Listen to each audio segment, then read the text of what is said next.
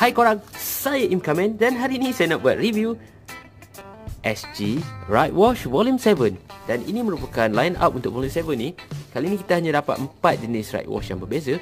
Kita akan dapat Right Wash daripada Ryuki dan Gaim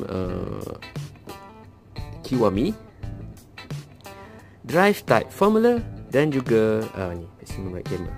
Okey, jom kita lihat. Oh, sebelum kita lihat tu, saya nak tunjukkan di kotak ni merupakan ilustrasi ataupun right wash sebenar yang akan kita dapat dalam ni. Dan ini merupakan rider dia. Ni merupakan line out untuk volume ni. Dia juga boleh digunakan dengan DX. Dan belakang ni menunjukkan dia boleh pakai dengan DX dan budak-budak tak boleh main, bahaya takut tertelan. Dan ni merupakan bunyi-bunyi yang kita dapat daripada right wash ni. Okey, jom kita tengok apa yang ada di dalam box ni. Okey, lepas kita buka kotak tadi, kita akan dapat seperti inilah. Kerana candy toy, jadi kita akan dapat gula-gula. Gula-gula ni, kalau yang gula-gula biasa, dan juga right wash. Inilah right wash Ryuki. Okey, dia susun macam ni. Ryuki, Kiwami Formula dan juga Maximum Gamer. Dan kita nak perdengarkan bunyi yang mana, saya pilih yang ni lah. Okey,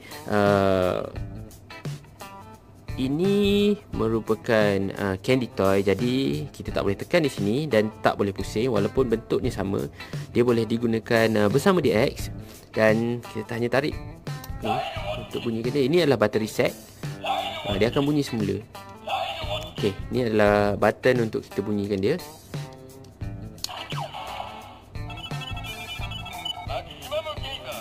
Maximum Gamer.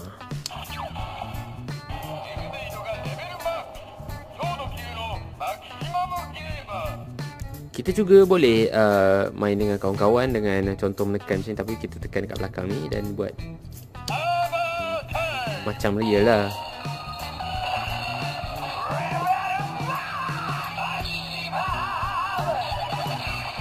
Sekali lagi. Okey, kepada korang yang nak dengar bunyi-bunyi lain, bolehlah request dekat komen kat bawah. Dan jangan lupa subscribe. Jumpa lagi dalam next review. Bye.